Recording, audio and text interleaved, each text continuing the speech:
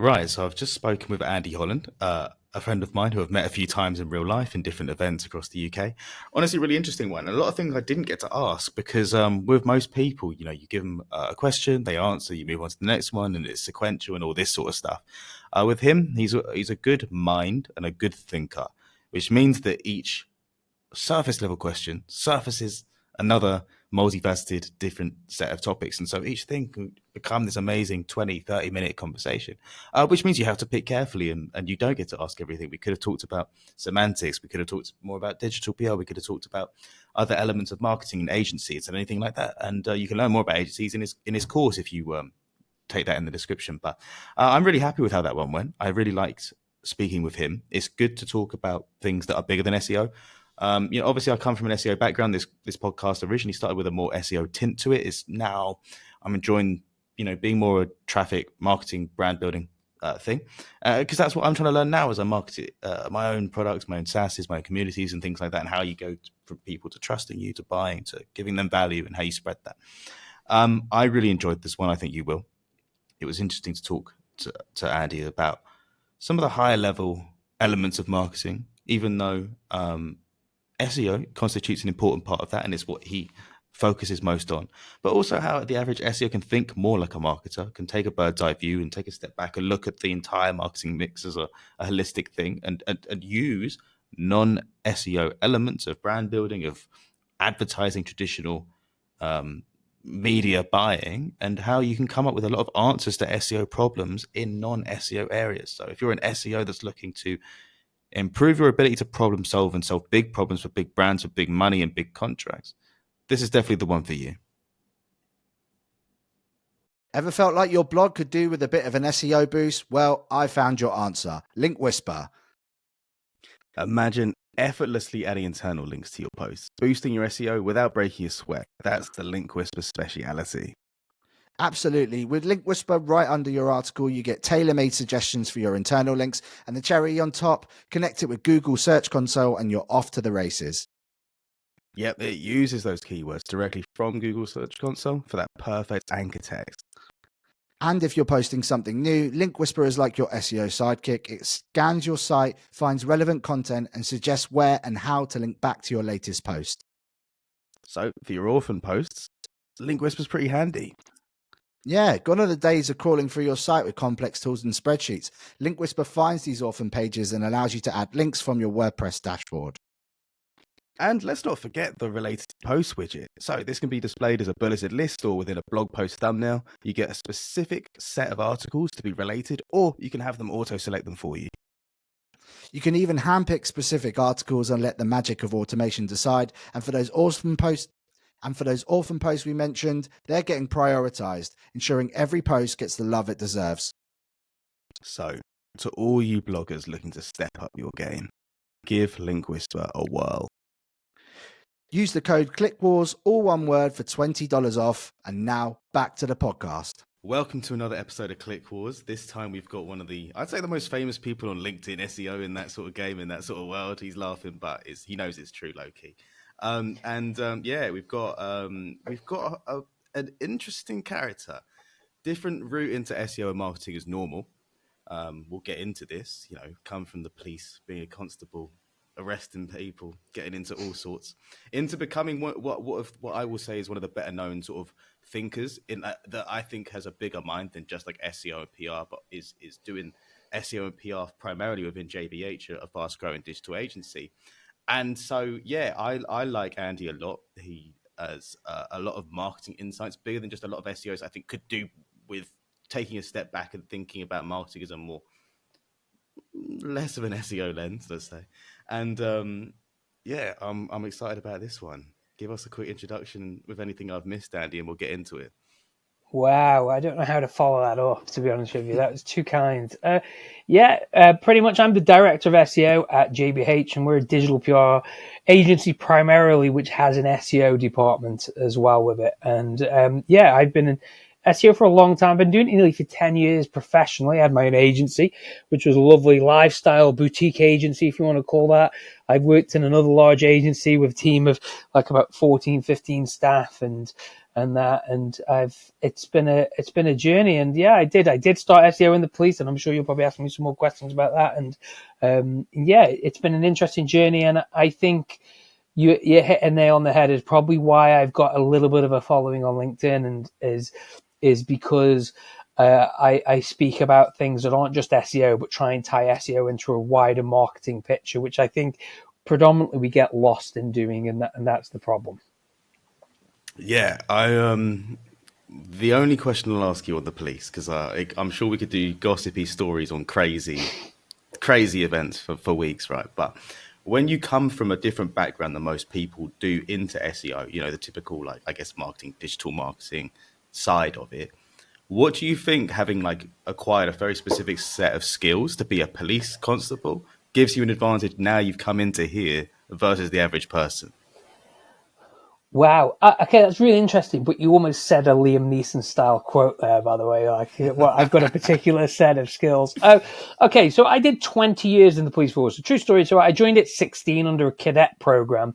So I applied for the police at 15. I have literally done nothing else other than this: be a paper boy and the police. And I've seen it done. I've seen every kind of horrific thing you could possibly imagine in the police, all the horrific things. I've investigated all types of crime, been on the scene of murders and everything, and and been assaulted more times than I care to remember, and had some horrific incidents. So yeah, it gives me a very different worldview, dials down a lot of intensity about certain things. Um, Also, as like, I don't have any time to spare in my SEO career. So it was like, I didn't come in as a younger person, and, I was 36 when I started in SEO, technically speaking, as a career. I mean, I just turned 36 by a couple of days, but, so didn't have any time to lose. And I wasn't really sure. I wasn't really in SEO anyway to start off with. I was more like a content marketer, social media guy as well. So all the kind of stuff that people are pivoting in now, which is where I originally kind of started and had massive success in. Millions of video views on social media and things like that. But I think what the police gives you is a different look of hierarchy, how hierarchies work in organizations. I think it gives you a different result about how work gets done. And ultimately content. The police is basically a big content engine, and that's what people don't get their head around. So if you think about every day, there's an incident going on and things going on, and those things have to be recorded, written about, put onto databases, put onto systems, search engines, and you'll get why the SEO thing is there. And so, I have spent every day, a police officer will write a statement, usually multiple statements, which are the events of what's happened in someone's life. You'll write crime files. You get to write intelligence reports. So you are doing a lot of content marketing in the police. And it is content marketing because you're writing to change somebody's opinion about something or to get an action to take place. Now, that action is usually like a charging decision by the CPS, and you're presenting the facts. But if you present the facts badly and the evidence badly, you don't get the charging decision. So I think being in the police and marketing has a lot of similarities, and I think being in the police and SEO has. And certainly I worked in police intelligence, which is where a lot of the SEO skills were transferable from. Right. So it's, I guess, copywriting in a way, and clarity of communication to really show what's going on to make the right decision.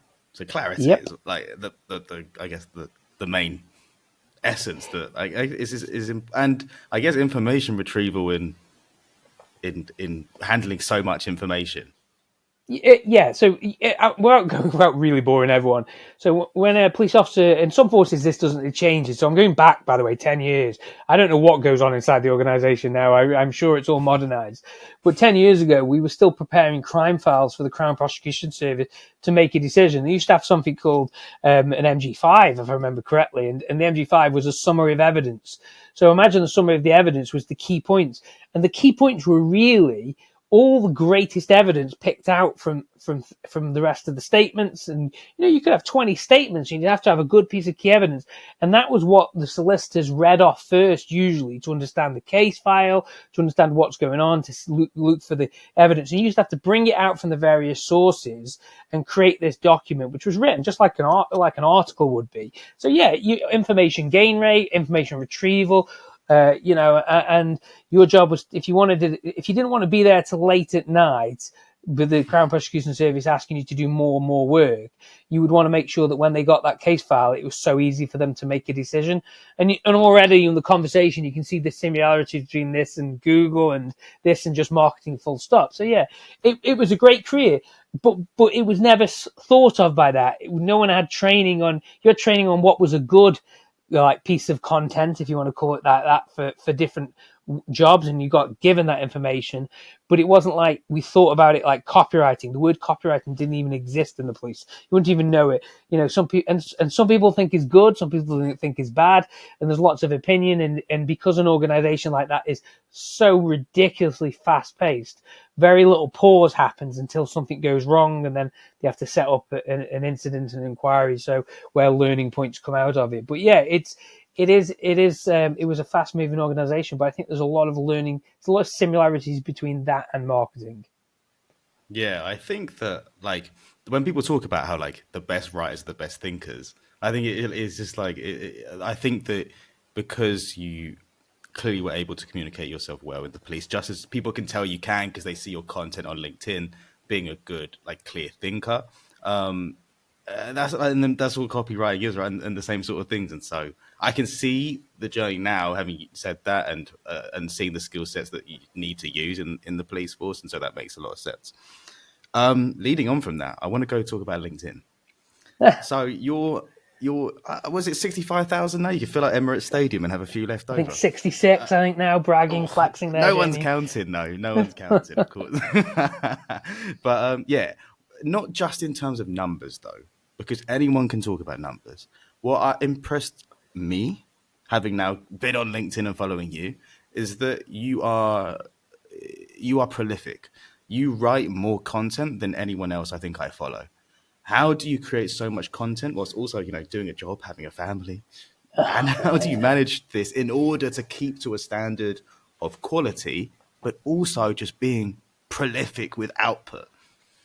Okay, so I'm going to reveal a little bit behind the trenches now, because I think this is the reality. Because in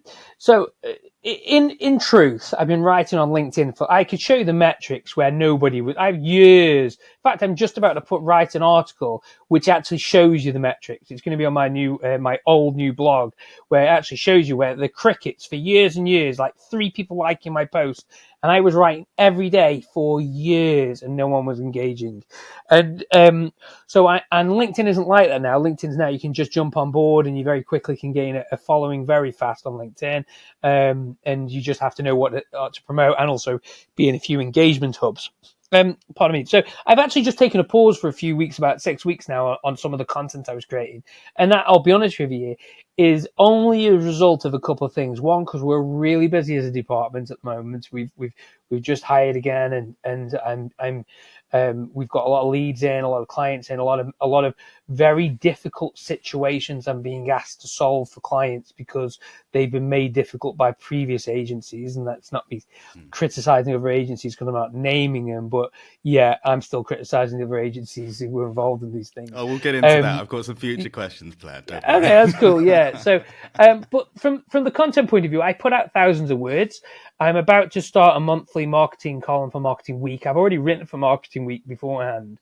And I also write for Search Engine Land every month as well as I was putting out a newsletter every single week, and that will resume very soon. And I was doing a second newsletter. And in truth, it requires a heck of a lot of discipline. And even if I do the images, like today, I've just done a post and it's gone out with images and it's already getting some likes and some traction and things. So there are things that I have a system, and I have a system of 2 types of posts, and I have a course that discovers this. It's called Better Clients, Less Networking, and it's got my whole LinkedIn game on there. It's really cheap. Go buy it. I need to pay for kids' lessons and things like that. But the reality is I don't promote it. I need to do the new sales page because it's actually far better than it used to be. So the reality is I've got a system, and the system is two things. It's guideposts and lead posts.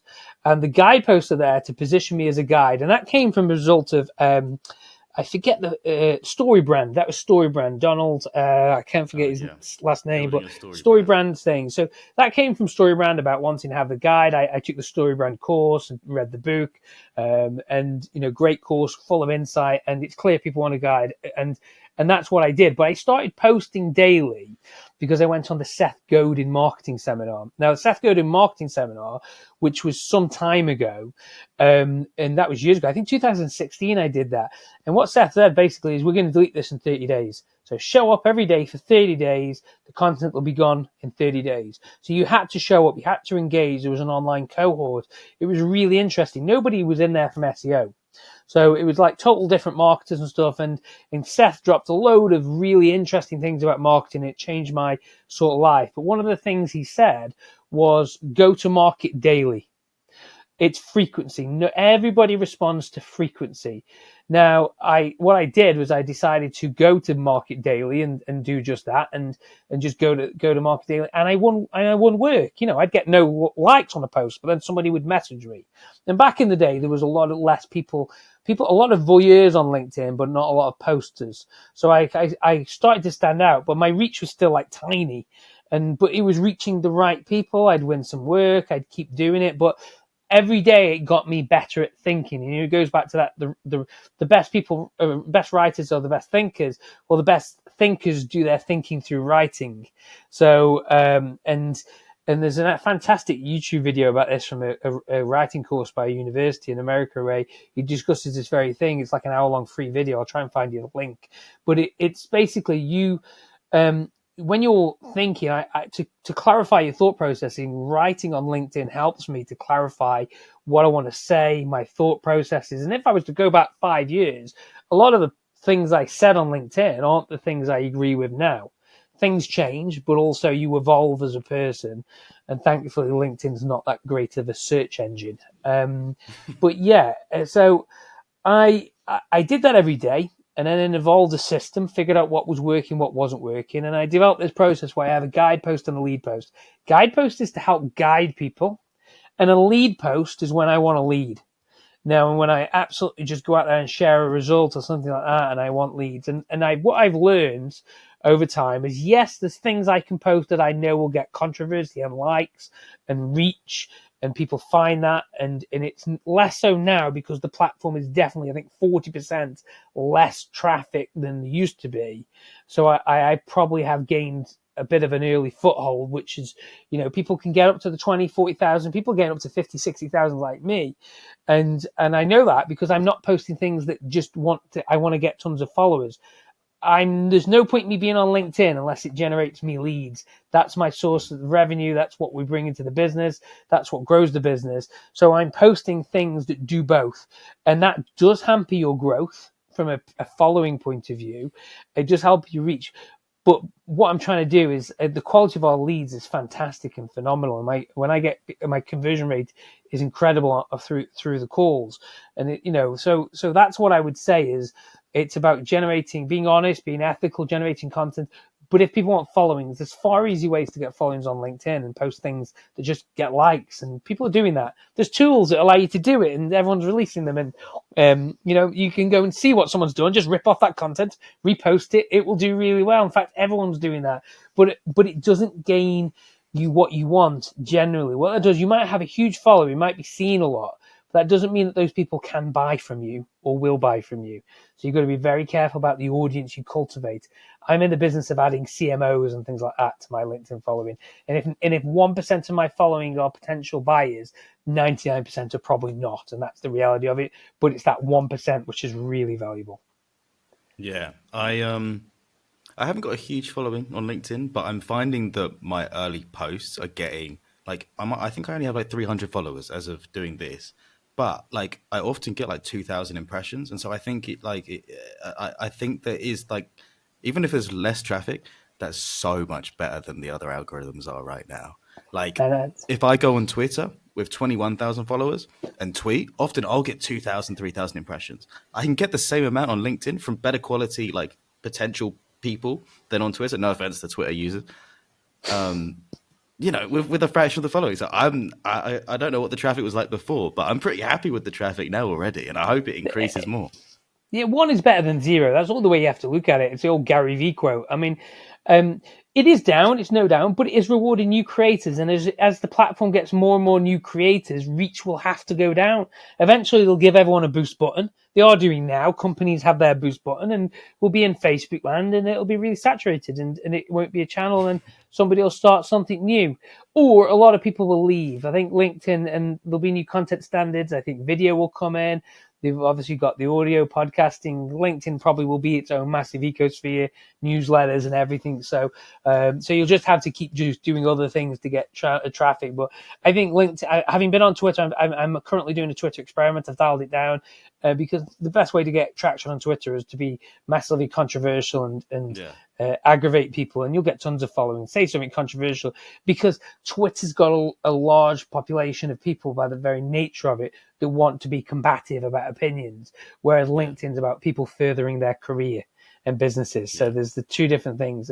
But I really like Twitter in terms of I go on the content and find new apps, new tools, new ideas, things that are on there. I just find when you actually post yourself, if you post anything controversial to get the reach, you end up in this situation where you can be arguing all night, and it's just not good for you, and it's not productive, where you could be creating new content. But just to go back a little bit, Jamie, I didn't really answer the question about how I write so much content, by the way. So, and I think that's probably something that I need to answer. So I write the content because it's very, very disciplined, but you have to write everywhere. So I will literally be thinking of post ideas whilst I'm in the queue at Sainsbury's or Tesco's or somewhere like that.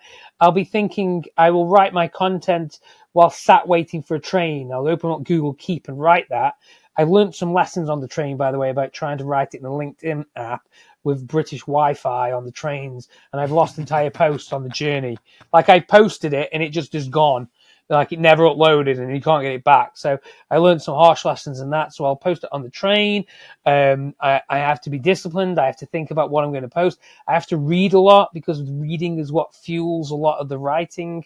Because I have to and a lot of the things that I post about I've been thinking about that week and about different things. I read lots of different types of books, business books, all different kinds, to stimulate me, not just SEO books. There's hardly any SEO books, isn't there? But I read a lot of different stuff, absorb a lot of different material, and then try and bring something in, some insight that I've seen. It requires discipline. I have to write whilst I'm at my kids' boxing lessons. When they go to the boxing club, I'll sit in the lounge and I'll start writing there. You have to write when you don't want to write. I'd give up plenty of hours on Sundays and things like that. So there's plenty of time, and you have to be disciplined in your thought process and write whenever there's an opportunity. So, and that's the thing. In the police, I wrote in some really bizarre places. Like literally, I wrote about a dead person whilst they've been sat on the couch opposite me, and that's freaky as it gets. Yeah, seriously. Yeah, literally. We used to have to do something called an antecedent statement when someone died, and you had to wait for the funeral director, and you had to do it relatively quickly because it had to go to the coroner. And this person wanted to crack on whilst before the funeral directors got there. So I had the dead person in their armchair where they died with their next of kin talking about their life.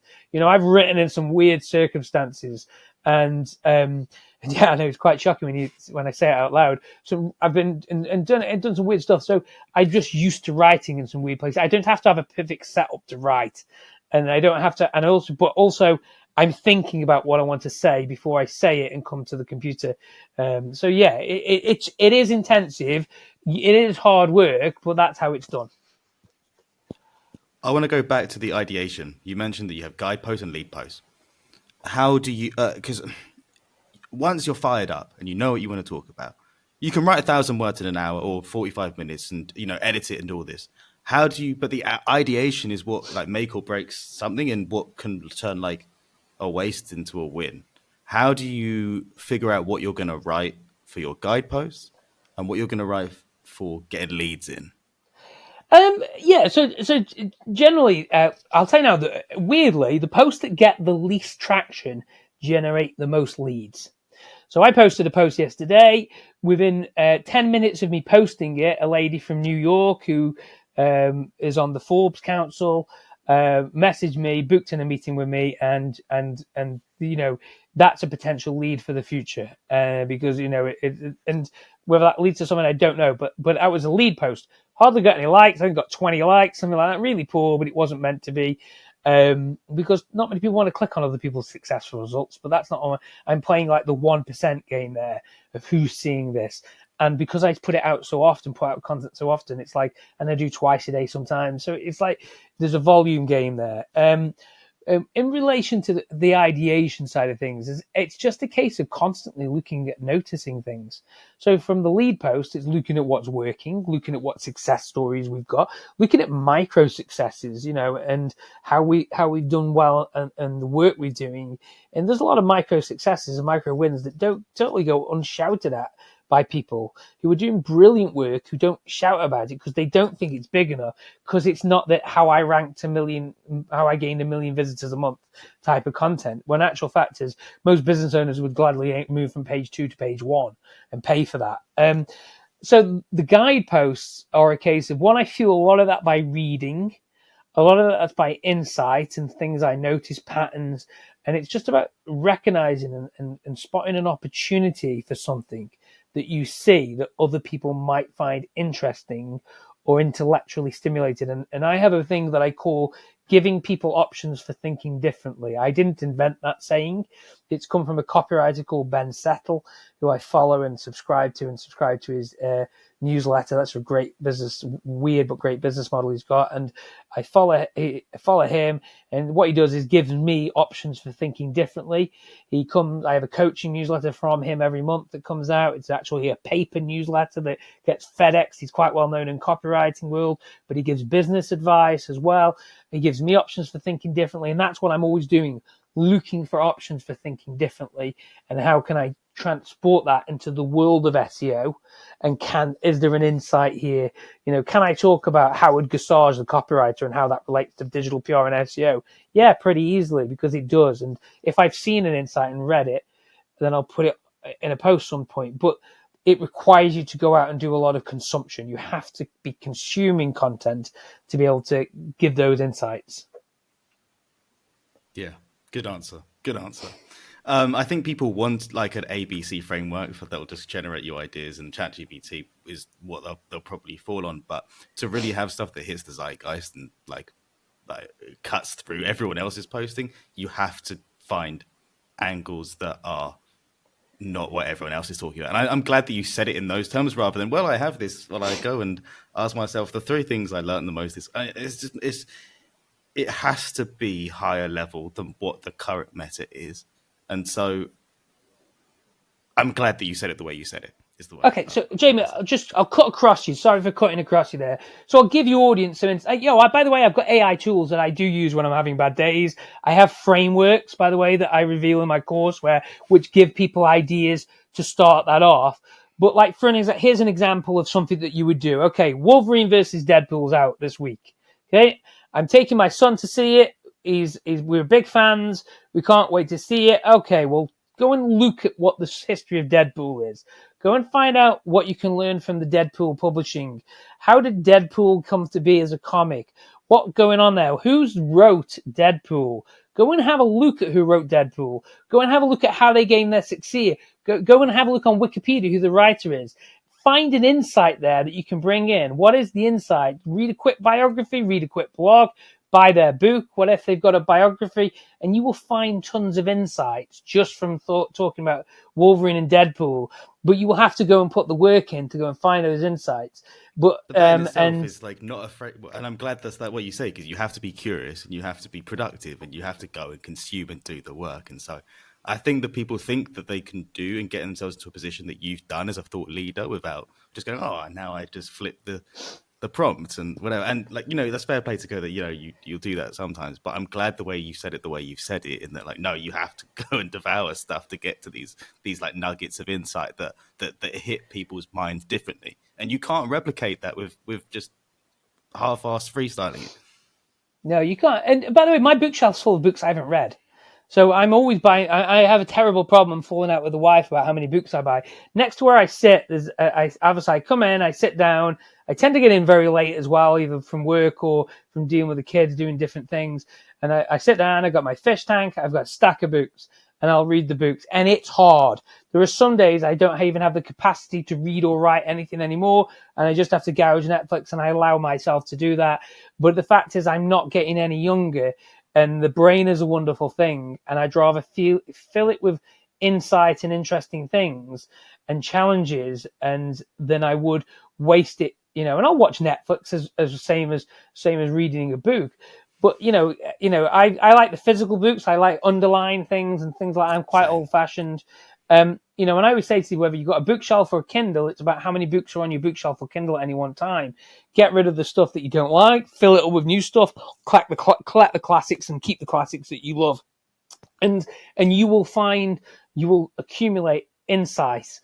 And I think that's the insight that people are going to find interesting, not just to talk about, but you'll be able to apply that to your businesses, your SEO careers, your anything careers, and you will find that. But you've got to go out. The world is full of information, but 99% of stuff online is really poor. So let's put some things on there that's different, but you won't find that online. You'll probably have to go and find that in books. You talk about thinking differently. I'm sorry in advance for this one. This is a really loose type, but we're going to use it. Okay. You talk about thinking differently, but where are you working differently to most people that do? AKA, what's the most black hat thing do you do in your day job? I don't do anything black hat, and that's the truth. I haven't done black hat stuff for years. And I'll be honest with you. So let's talk about SEO, because I kind of thought about this and kind of thought, what's Jamie going to throw at me and things like that. So most people don't really understand what SEO is really about. So there's two problems with that. One, it's because there are two very separate models of SEO. Those models have been the information publishing model, and the second model is the business model. Now, the information publishing model, it's almost like having two things. I say to people, look at SEO as in two models: the supermarket and the library. Now, the library, okay, is where there's tons of information on there, and you walk down, it's the same thing. The aisles are keywords and search terms in both the supermarket and the library. Those are the same things. It's the same models. Aisles, keywords are the aisles. What you do is you walk down the keywords with search terms and you find something that you want to pick off and look at and investigate and click on. The thing with the publishing model is where almost 95% of SEO advice focuses on the publishing model, because blogging was the big thing, and as you know, and affiliate marketing was the thing, and information was valuable.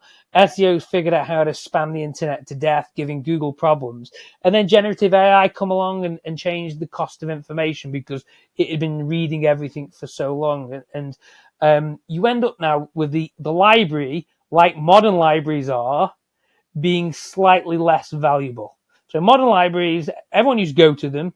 Now virtually no one goes to them.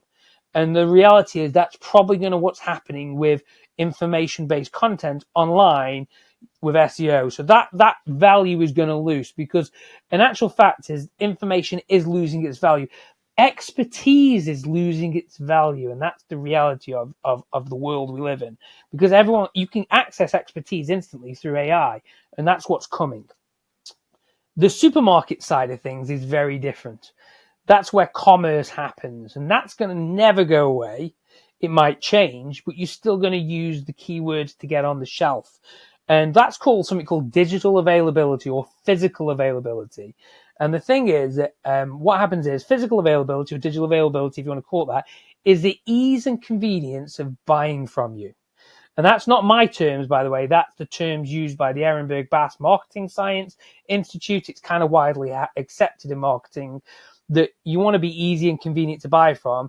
And that means being on the best aisles in the best place, just like product placement on shelves. And people pay to be in eyeline on the shelves, and they pay a premium with the supermarkets to be there, just like SEO is that premium.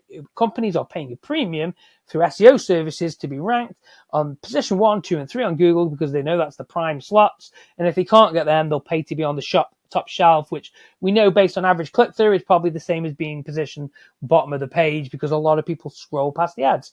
We know that because we get our organic traffic and we know what generates search terms. But it's all about being on those shelves. That's not going to disappear. The shelf structure might change. The layout might change. The amount of paid ad space might change. But people are still going to have a massive amount of availability to make money from those digital shelves in the supermarket. So SEO is a product placement. The issue with SEO at this moment in time is that a lot of people are still in the information game. And they believe that information can impact purchase decision later on when people go to choose their products and services. In reality, only a small amount can. Because what happens is you have something called the forgetful curve. The forgetful curve is a phenomenon. It's well audited. And basically, we lose information very quickly unless we keep using that information. So we forget. I've been on courses in my previous career and also over the last 10 years where I've walked on a course, I'm driving home and I've forgotten everything about the course. I've been on a course for a week, and by the end of the next week, I can't remember much about it. Because they say if you don't use the information, you lose the information. So if you read an article about the best 10, the best running shoes for XYZ trail running, whatever like that, and you're not in the market right now, and you're not going to be in the market for 12 months, it's just a bit of an exploration search, chances are you aren't going to remember that article. You're not going to remember the brands because you've been exposed to so many things. So it's a case of if you're writing content, it's for people in the market. And that's the psychology around it. Now, that piece of content I just described turns out it's actually for people in the market, but it doesn't mean they've read it whilst they're in the market to buy there and then. So this is where we get data skewed, and there's a lot of issues, and there's a lot of content that's just blog content, like, stats posts that's absolutely irrelevant, might have something to do with links, maybe for people. A lot of it's just noisy traffic out there. So I'm not black hat in any way, shape, or form. What I'm probably best described as is somebody who's looking at marketing science from an SEO lens. And the actual reality of getting, and I've done all the black hat stuff you could possibly imagine, buy links, everything. I've tried everything to know what works and what doesn't work. And some things used to work, some things work now. I remember article spinning back in the day. I had an article spinner. I was throwing out articles left, right, and center. That was like 15 years ago or something crazy like that. Alex Becker launched one, I remember. It's like, And all that stuff. Yeah, it's all that stuff went on. But I think, I'm not black hat in any way, shape, or form because I don't believe it leads to long-term success. And I think that it doesn't need to be. You can do things another way. But also, I'm not saying that there aren't black hat things that can work. But when you're dealing with real businesses and brands, you have to be very careful about the longevity of your success. You can't do SEO frivolously when people's jobs depend on it and there's a whole factory of people that depend on it. And right now, I can tell you, even if non-black hat SEOs, inexperienced SEOs who are causing chaos out there for larger brands and who have done things like technical issues, things like that. And that's a training issue of the time. But yeah, I'm not black hat. That's just the way I see SEO is probably very different than people. So let me rephrase that then. Where do you think that you are correct in breaking the traditional rules of marketing or the way you should go about a campaign for a client that most agencies are going wrong with? Okay, that's an interesting one. So, and I'll say this: so most most agencies are built around rhetoric. Okay, so agencies have to sell what makes agencies rich because that's the whole business. Yeah. And I'll explain this how this works on the timeline. So nobody just starts an agency, do they? It's like you start an agency, it's just you as a freelancer or you and somebody else. And then before you know it, you've got a few clients and then you have to hire staff or you outsource things. There's lots of models around this, but nobody starts an agency with 50 people and it doesn't just happen. People, even Rise at 7, one of the biggest agencies, they started just with 2 people. And, I remember Carrie saying she brought friends on the pitch and things like that weren't even employees. So there's loads of things that go on that we always start small but you've got to have a rhetoric. And the rhetoric is what tends to be sent. It's a secret jazz, it's a secret sauce, and an agency will base itself around that. So if an agency says content is what's going to lead things, then they will have a lot of content writers, and they will tell clients you need 3,000 words on a page because they've got the content writers, and they hire the content writers, and they make the money from selling you the content. There'll be an agency where there's a lot like this, 2 or 3 people, and they make the money off the links. So they say, right, okay, we've got links, and we sell you the links. We've got link vendors, link agencies. There's quite a lot of SEO agencies that have gone down the route of having their own link portfolios where they just guest blog, and that built the industry. And what I would say is where I divulge from that is I don't do any of those things. What I do is I look at the client and I try and deliver what I think they need, not what. Now, if I can't deliver that, then I will outsource that to a third party person and also be very transparent to the business owners who we're working with and say, look, I can't do that. That's not for me. And we're doing that at the moment with a client. There's a particular thing that I'm not experienced in, and it would be reckless of me to take that task on. And that's not what most agencies do. Most agencies would follow the Richard Branson advice and say yes and figure it out later. But when you've got a client who's with you and said, look, I'm now losing significant money because of my last agency just destroyed my website, you can't go to them with your B game, C game, make it up. You say you've got to give them the best quality advice. So I divulge from that. If I wanted to be a rich SEO, and we've talked before, I'm terrible with money and investment, and I didn't know any of this stuff. I was born and bred in the police, where you don't talk about business and money. You just get your salary and retire. That's what you do. And maybe buy a holiday home when the kids have left home. And that's the whole point of the police. It's used to retire very young, so you had this second life to enjoy. Intensive career, retire. The world's different now, and I give myself terrible career advice. And if I wanted to be a rich SEO, I would have done things very differently years ago. And there are very many rich SEOs who have no problem selling clients what they don't need, pardon me, because that's what makes them wealthy. And then from that, there's a lot of excuses. Oh, well, this is the way Google is, and, don't believe them. And go online, and there's a million pieces of advice out there that contradict everybody. So what I do is I give the clients what I honestly believe they need based on what's happening in the search engine results pages now. And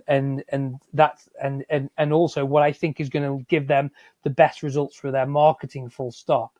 That's where I divulge. I don't have a fixed model because that model makes me stroke the agency money. And I've been allowed, JBH has allowed me to do that and say, build the agency you want, and that's the model we're going down. So you get sold SEO skill and experience, but you don't get sold add-ons that are going to make us money. It would be far easier for me to sell 5 blog posts and 5 links because that's far more digestible, it's productizable, and that's made a lot of agencies rich, but it hasn't led to a lot of client growth for people, a lot of business. In 2024, is the age of the cookie cutter agency dead? I would say not necessarily dead, because there's always some people don't have how should I put this?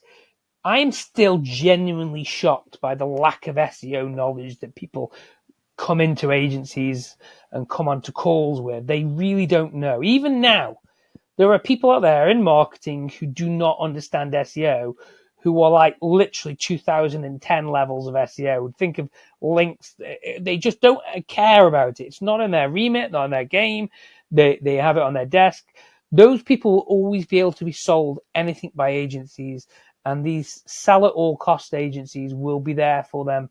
And as long as their marketing sales process can attract them, then you don't think you're going to see the death of cookie cutter agencies, because I don't think the clients are educated enough or care to be educated enough, because SEO has always been the poor cousin of marketing.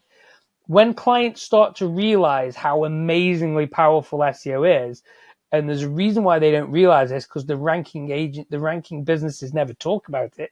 They never say, oh, look, it's our organic results which are driving our millions, because they don't want any more competitors on their organic results. So we're the worst at business and talking about what's making people money, because nobody wants to do that. Plus, you've got attribution issues, and there's all kinds of subjects of attribution.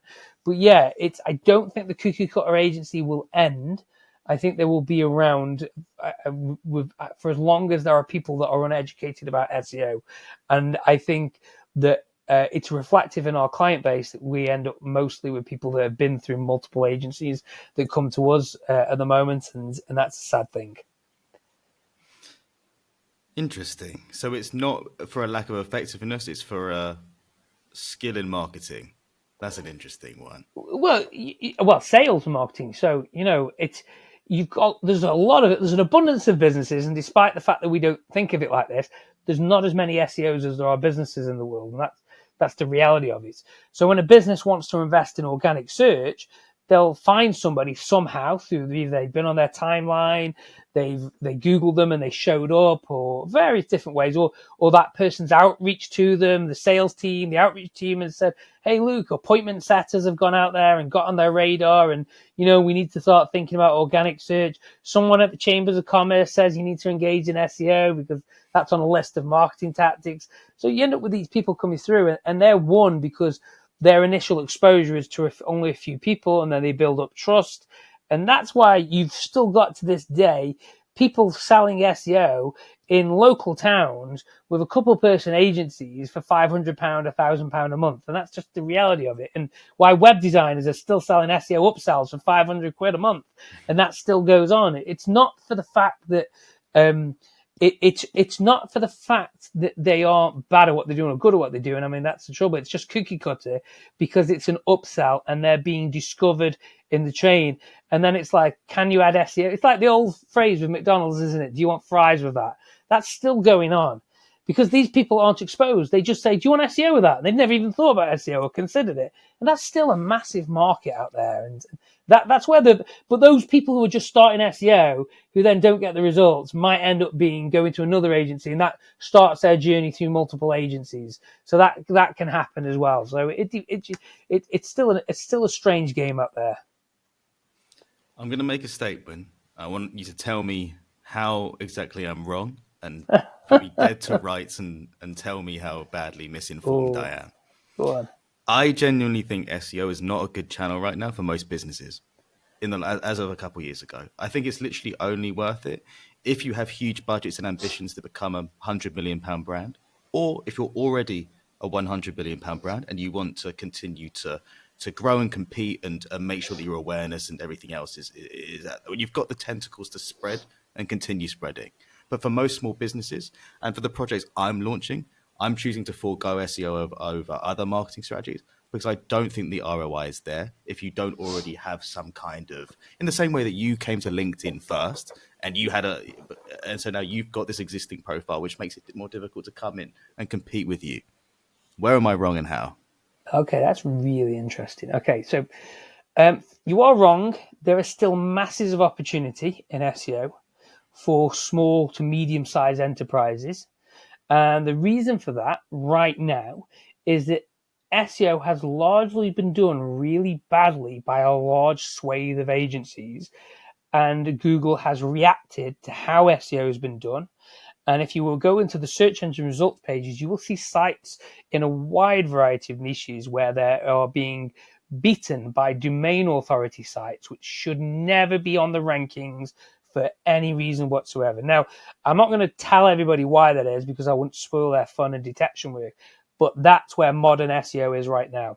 If you can figure out why those low authority websites are ranking above a higher authority websites, then you will be onto something. Now, by the way, it isn't always about the authority. There's lots of different factors in play. No one's going to be ranking for car insurance with a DR11 site, are they? So, there are lots of things going on because there's things like brand and intangibles that we don't even talk about, domain age, all those kind of things that go on and stuff. But there is still massive opportunity for SMEs to go and grab a slice of that pie. So that's where I would say you're wrong on that. And that is also taking advantage of poor SEO done that was previously rewarded. And it's about seeing where the gap. If you are on page 2 for your search terms right now, or don't even know, I'd say there's probably significant opportunity for you to reach page 1 for your target keywords with not too much work if you're on page 2. anyone outside of page 2 and starting afresh, you've got a bit of a journey ahead of you. There's no doubt about that. But if you're doing SEO as it is, should be done now and today, then you'll still be able to make traction. And also, people pause SEO. So a lot of people pause SEO. A lot of people have built done their SEO years ago, forgotten about it. A lot of people have migrations that fail. So there's still massively opportunities out there. You just have to, but it's not necessarily for everybody. And also the budgets don't need to be huge with these opportunities. And especially if you've paid for SEO before and you've got some traction or done some marketing. So I would say that side of your statement is wrong. And you'll have to remind me of the second bit. I think that it's mostly for people that have either have budgets and ambitions to be £100 million plus companies, or people with existing footprints that mean that they've got a leg up and an advantage that means that it's more difficult for someone to come and compete with them, and they want to make sure that they continue to reap those benefits. Okay, so I think starting from scratch is hard. I would agree with that. It's hard and time consuming, and you've got to be prepared to have a significant budget because all the sites above you are also moving harder. So, if you're a startup in an established category, it is hard for you.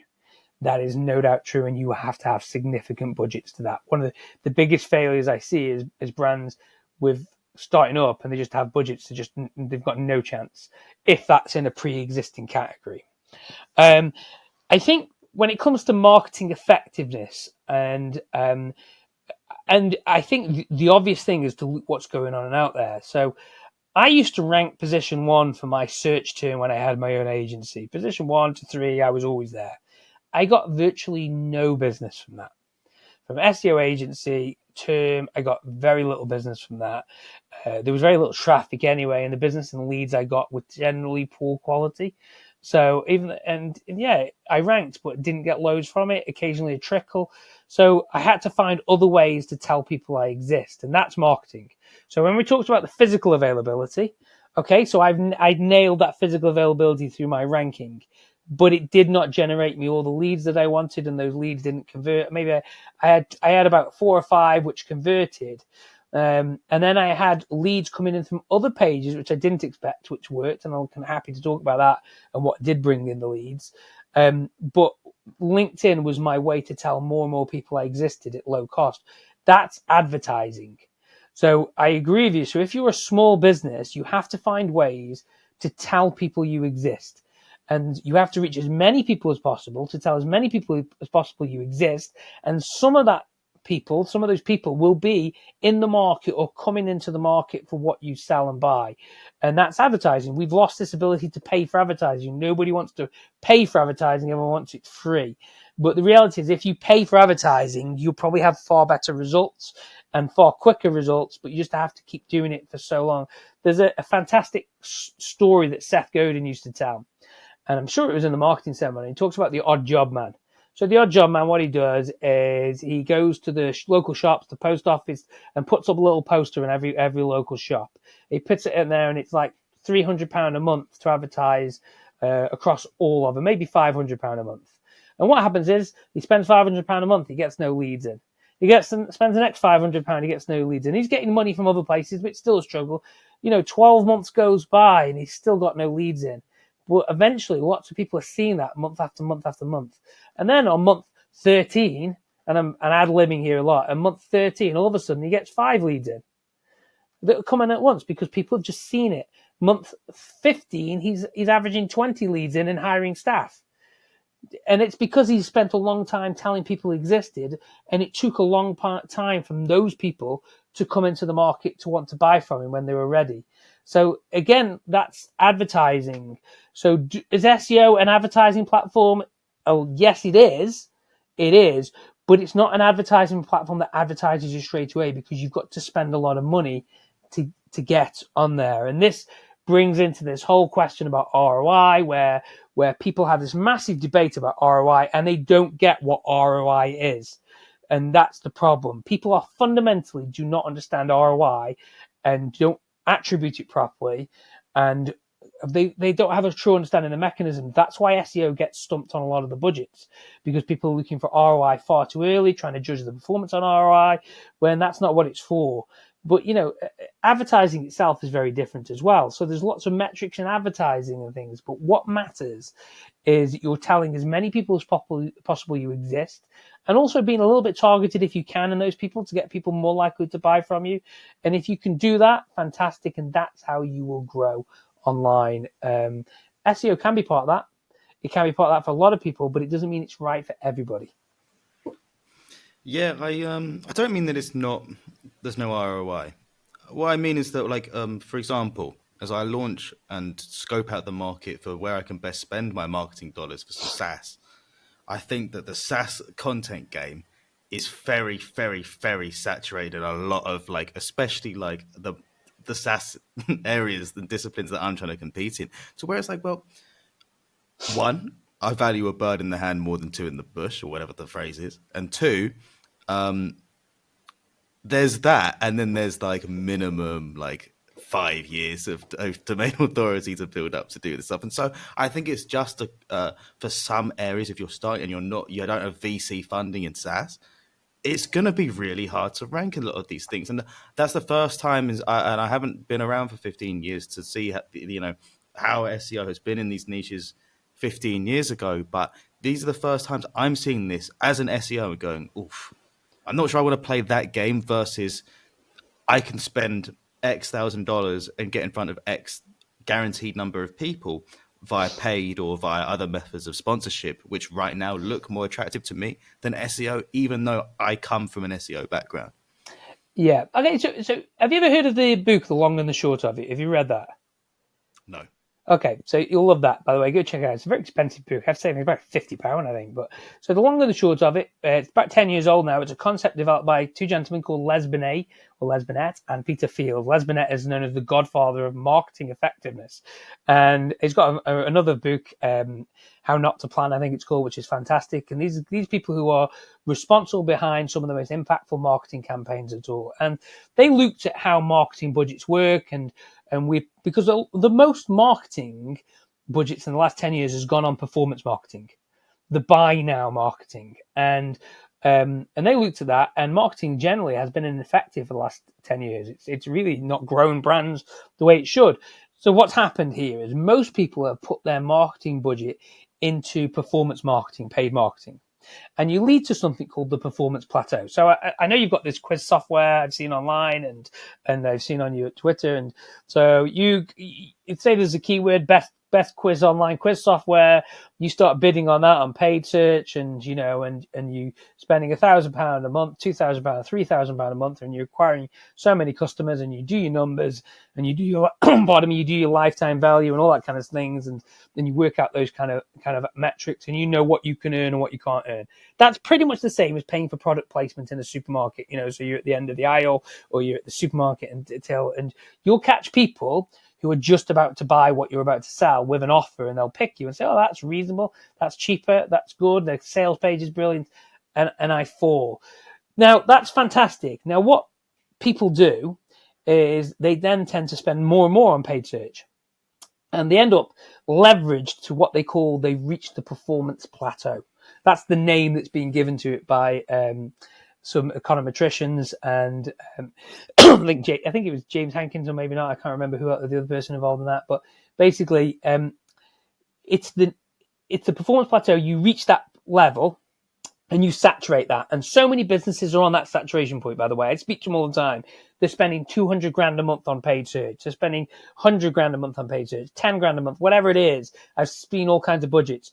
Now, for you then to go and invest in organic search at that point means one of two things has to happen. You'd have to go get extra investment because you haven't got the money, or you have to take out your profits.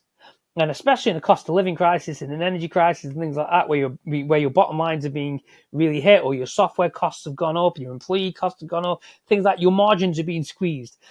So getting extra budget to invest in organic search is hard. So what you have to do is you have to plan your budget out at the beginning really carefully. And what they're saying is there's a split.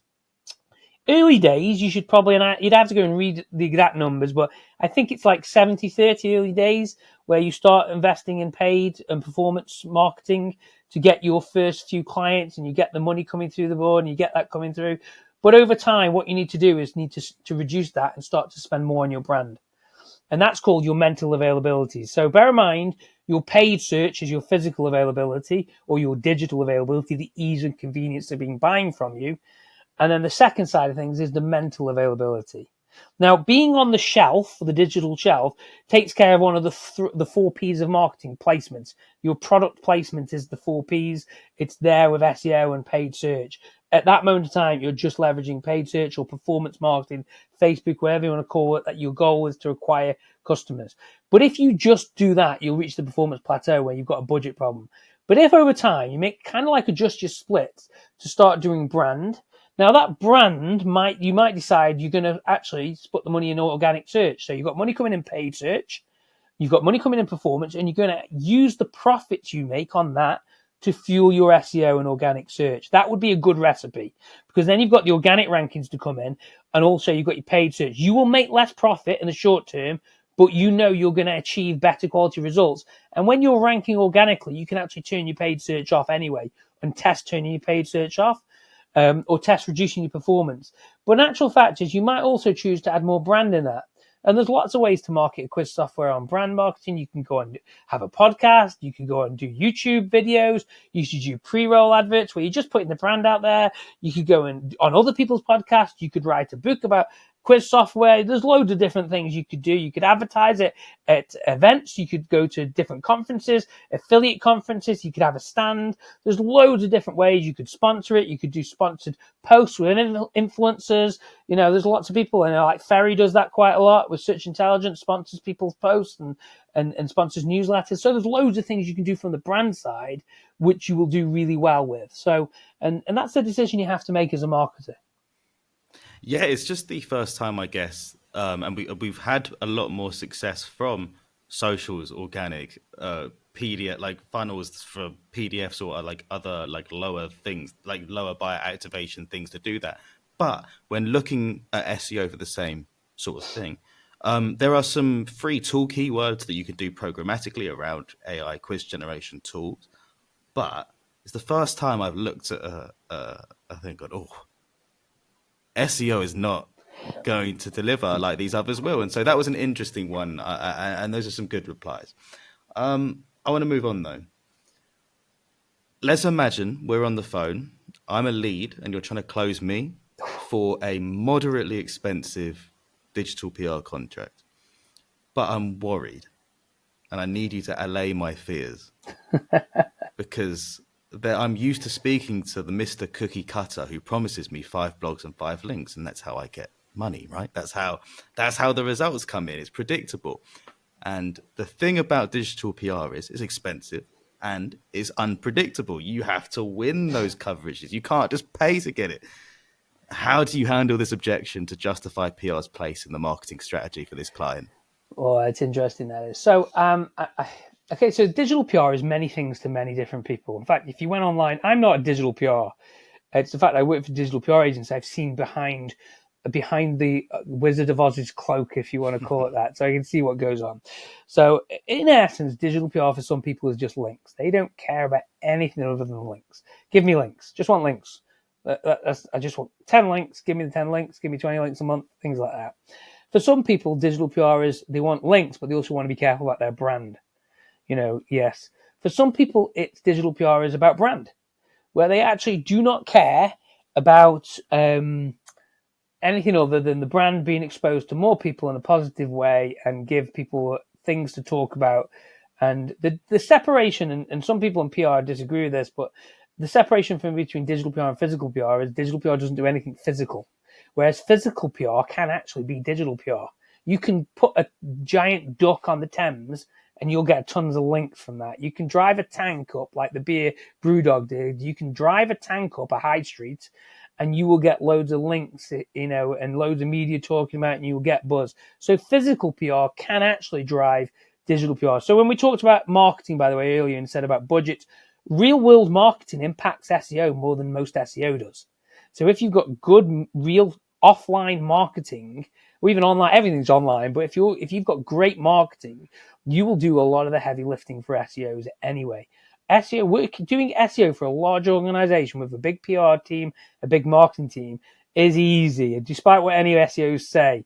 That's why I tend to look for SEO advice from people who work in the trenches more than people who are working for a well-funded company, because not that it's to disrespect those people, but unless you've ranked a dentist locally, it's very tough for you to give advice on that if you're just ranking a site with multiple £1 million budgets behind you and VC funding. Very different game. But yeah, so a lot of work, a lot of marketing does a lot of lifting, and PR is a lot of marketing. It's marketing, but marketing is expensive. It is expensive, or you have to be very creative at it, and it's picking which one you want.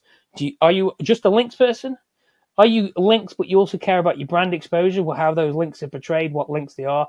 A lot of gambling brands sit in that sector now, by the way, because gambling brands, tons of legislation about what they can talk about, who they can advertise themselves in front of, what they can be involved in, massive amounts of legislation, that and insurance companies, the same thing. So they care about their links, but they also care about the brand.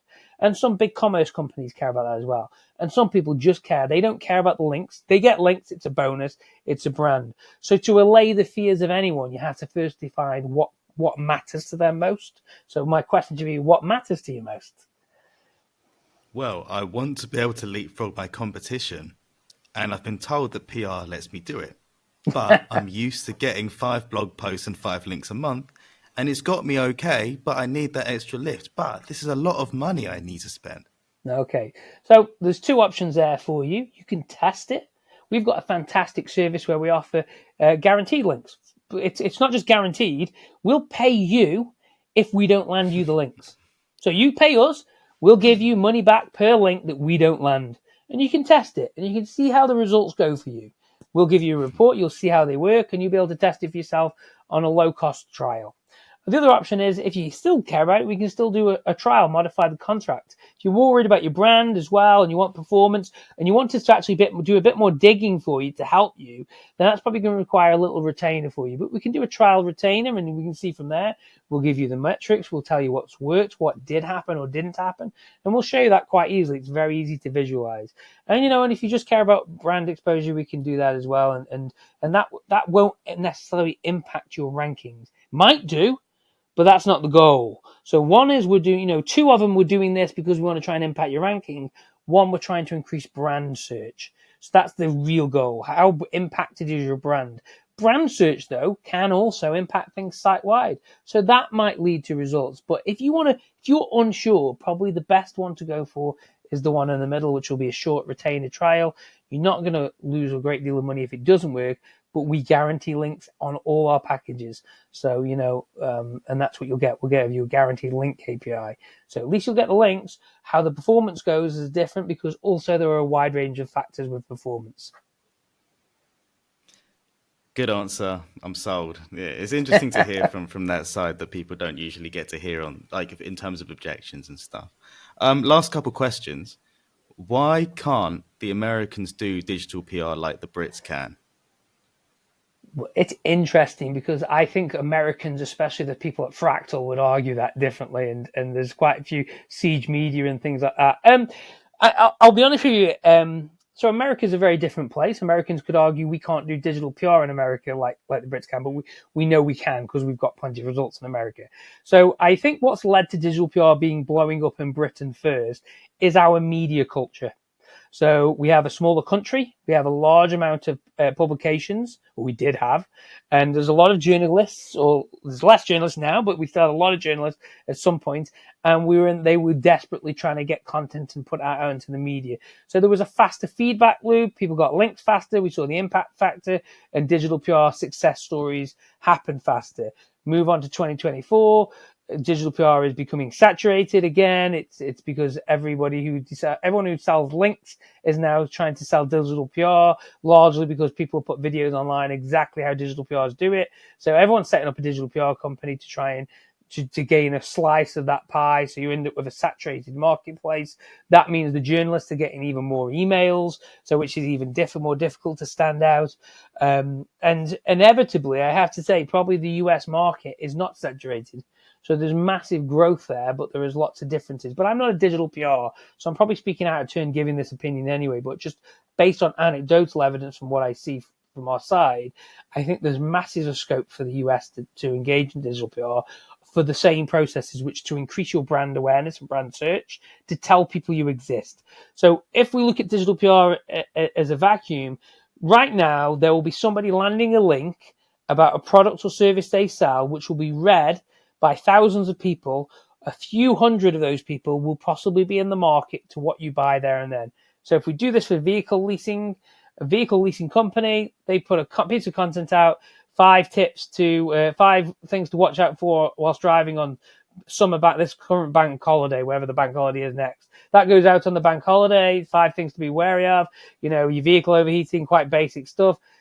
Somebody clicks on that. During that time, somebody is thinking about leasing that vehicle that day, or buying a new vehicle and leasing a new vehicle in that month. They go to the search engine results pages, and just because they've seen that business in that piece of content the other day, they recognize the link on the page and they click through. And that's how some digital PR leads to sales. The other side of things is they see the company in the link and they click there, and then they go straight through to the web page for the client. So that's how some of it acts as advertising as well. And I think there's massive potential for that same thing to go on in the US. It's not necessarily that they aren't better or worse than in the UK journalists. It's just that we probably had more experience doing it because of our media and the media landscape. Interesting. I think, to cap it off, I think a lot of people say that the best marketers of all time, at least I guess the Steve Jobs visionaries, they can see what the future will look like in 5 years' time right now. And they're too early sometimes, but they get it right sometimes. It's very difficult to predict, and one change, a new AI model, a new iPhone, completely rips the scales off.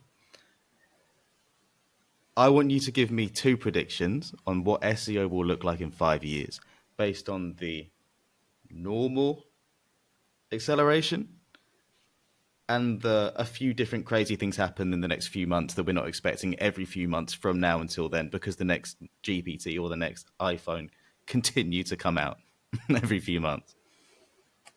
Okay, the first one is what will happen in SEO in the next 5 years, yeah? What's the min-max of SEO 5 years for people to understand what it could be versus what it could be? Okay, so I think SEO will be the same, despite what we all think. I think it will still be businesses trying to get listed on those digital shelves, just like they were for the last God knows how many hundreds of years, trying to get in the yellow pages, trying to get in the classifieds in newspapers and things like that. I think that will be a thing. I also think that platforms will grow outside of Google. I think that's an element in terms of LinkedIn is an example of that. Platforms which want you to stay, where SEO is different. There'll be SEO inside of AI, trying to get ranked in the AI tools and things like that. So SEO will stay the same, but there might be more variations of it. I mean, we keep hearing about TikTok SEO and stuff like that, and all these kind of marketplaces. And I think there'll be an element of that goes on where people will try to, we will see diversification for brands. Some brands will be better listed in some places, some brands will be better listed in others. And, we see that on LinkedIn. If you go and search on LinkedIn now for SEO specialist or SEO agency, that's people looking for jobs. I gotta grab a quick drink, sorry. So they are looking, there's SEO everywhere. It will be everywhere. It just won't be necessarily dominated by Google. I think there's also a risk of Google being ripped apart by governments, and and the same with TikTok and things like that.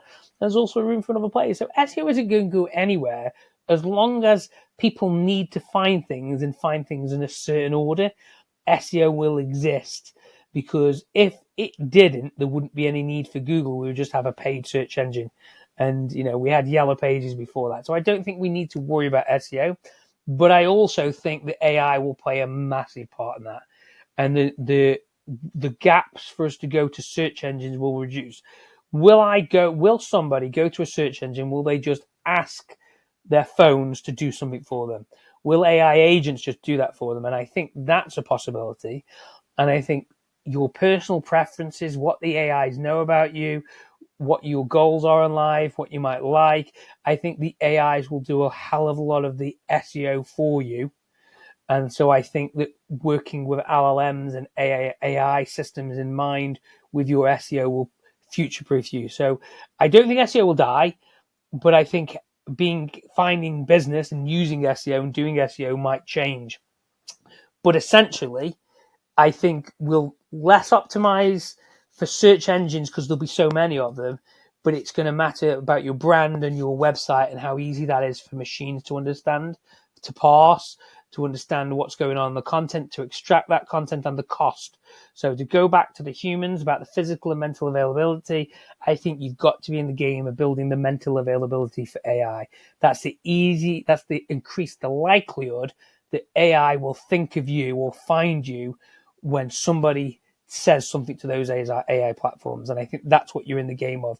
So if you're in that game now and thinking on a publicity, marketing, brand, as well as good on page, I think you're already ahead of the game. Interesting.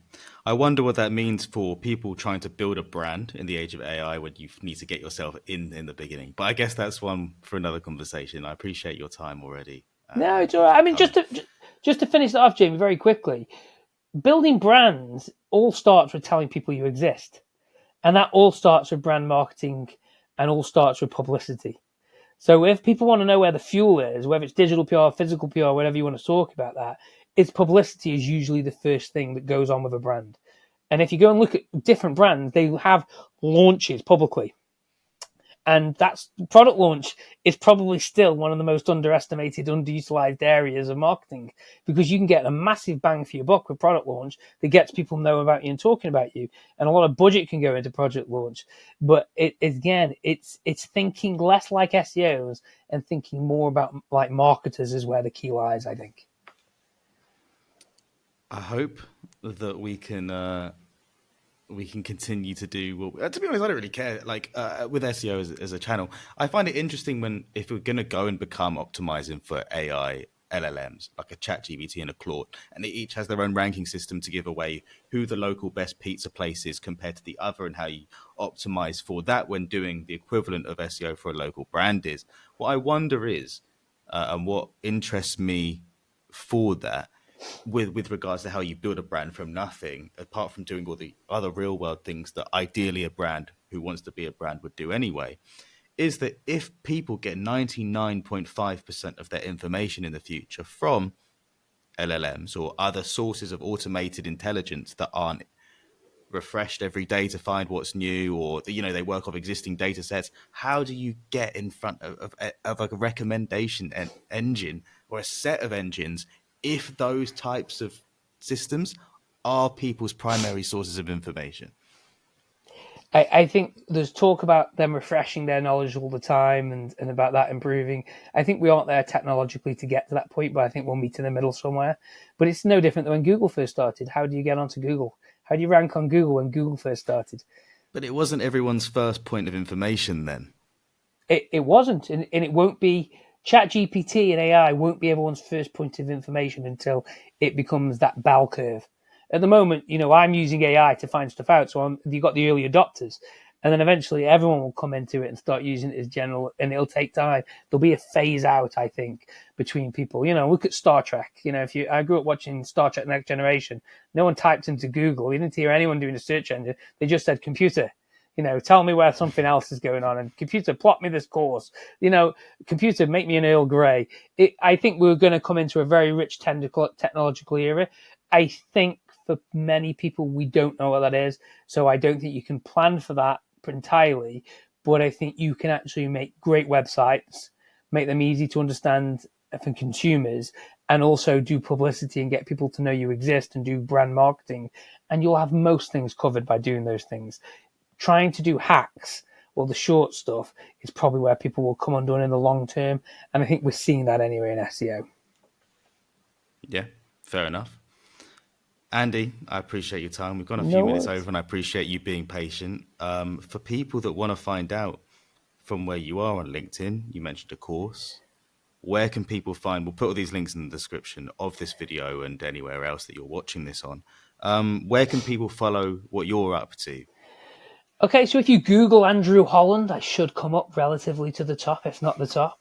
That's quite nice. I'm on LinkedIn as Andrew Holland SEO. You can find me that way. That'll find me. Google Andrew Holland will find me. I have a website called zoogly.co.uk, which is a personal website, which is like a blog thing that I'm redoing. It was my old agency site years ago. Hasn't been alive for a while. I'm just relaunching that as a blog. I have a book called The Value of SEO, and that's on Amazon, which is a bit of a collection of stories, and it's people generally quite like that. It gets people thinking differently about SEO. And yeah, you can find my course on my website Zoogly. I work for a company called JBH, so that's jbh.co.uk, with the digital PR agency and SEO services. If you want to hire us or talk to us about digital PR SEO, you can find us there. And you also, if you find me and follow me, you'll be able to subscribe to my newsletter, Growth Through Content, which has about 30 odd thousand subscribers. I think it's more than that now. And that will be restarting this week after a little break. So yeah, I'd love to see them there. Perfect. I really appreciate your time, Andy, and always a pleasure. Honestly, I reckon this is one of the ones that could have gone longest out of all the ones I've done. I had some more that I didn't get. You have to prioritize when like each question. For some guests, it's a quick answer rather than something you can riff off for 20 minutes. These ones, each one, like you got to pick them carefully because they can turn into interesting discussions. You're definitely like someone that I think you need like a 2-3 hour conversation to really get into all the bits you want to talk to. And that makes it a good discussion, in my opinion. So yeah, I appreciate your time. Cheers, Andy, and I hope you enjoyed Pleasure. listening to everyone here listening to the end today. Bye. Pleasure. Thank you.